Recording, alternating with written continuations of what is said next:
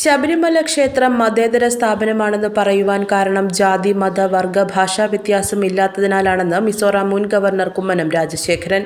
തിരുവാഭരണ പേടകവാഹക സംഘം ഗുരുസ്വാമി കുളത്തിനാലിൽ ഗംഗാധരൻ പിള്ളയുടെ നവതി ആഘോഷത്തിന്റെ ഭാഗമായി നടന്ന സാംസ്കാരിക സമ്മേളനം ഉദ്ഘാടനം ചെയ്ത് സംസാരിക്കുകയായിരുന്നു അദ്ദേഹം.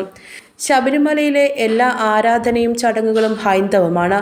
തന്ത്രശാസ്ത്ര വിധിയനുസരിച്ച് വ്രതപ്രധാനമായതും ആചാരാനുഷ്ഠാനങ്ങൾ തെറ്റാതെയും കാത്തുസൂക്ഷിക്കുന്ന ക്ഷേത്രമാണത്. ഹൈന്ദവ ധർമ്മം മാനവധർമ്മമായതുകൊണ്ടാണ് ശബരിമല മതേതരമെന്ന് പറയുവാൻ കഴിയുന്നതെന്നും അദ്ദേഹം കൂട്ടിച്ചേർത്തു. തിരുവാഭരണങ്ങൾ വഹിക്കുകയെന്നത് ഒരു തപസ്സാണെന്നും വ്രതനിഷ്ഠയും ഇച്ഛാശക്തിയുമാണ് ഗുരുസ്വാമി കുളത്തിനാലിൽ ഗംഗാധരൻ പിള്ളയെ ഉന്നതിയിലെത്തിച്ചതെന്നും അദ്ദേഹം പറഞ്ഞു. പന്തളം കൊട്ടാരം നിർവാഹക സംഘം സെക്രട്ടറി MR സുരേഷ് വർമ്മ അധ്യക്ഷത വഹിച്ചു. അയ്യപ്പ സേവാ സമാജം സംസ്ഥാന പ്രസിഡന്റ് അക്കിരമൺ കാളിദാസൻ ഭട്ടതിരിപ്പാട് മുഖ്യപ്രഭാഷണം നടത്തി.